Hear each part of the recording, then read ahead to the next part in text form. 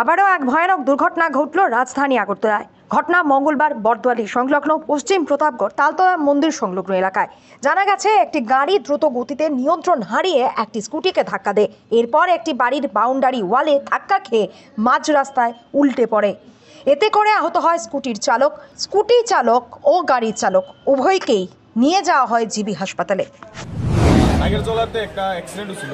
First গাড়ি আমার একটা বাড়ি দিচ্ছে, তো ওই গাড়িটা বাইরে হওয়ার পরে আরেকটা স্কুটারে বাড়ি দিচ্ছে।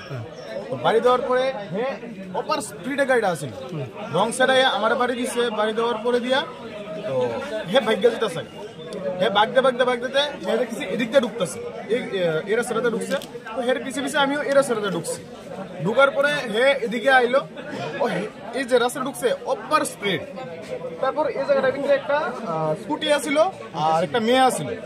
তো ওই স্কুটিটারে বাড়ি দিচ্ছে। বাড়ি দেওয়ার পর মেয়েটা ডেনে পড়ছে, মেয়েটা ইনজোর্ড হচ্ছে, ভালো ইনজোর্ড হচ্ছে। ওটা আবার ঠাস করে গাড়িটা পাল্টে মেরে দিচ্ছে। কি মদমত্ত অবস্থায় আছে? পাওয়া গেছে। কতটুকু স্পিডে আসছিল গাড়িটা? হেভি স্পিডে আসছিল। এই জায়গাটা কি এলাকা? এই জায়গাটা হয়েছে তালতলা।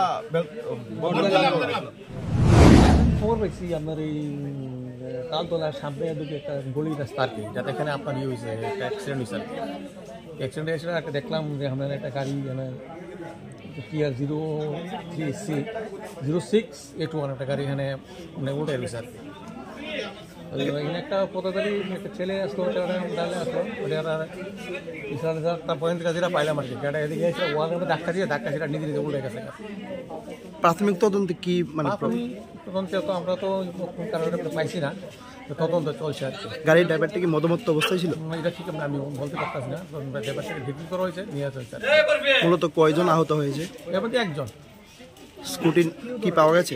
স্কুটিটা আছে। আপনার নাম? আমার নাম কোন পিএস? থানা।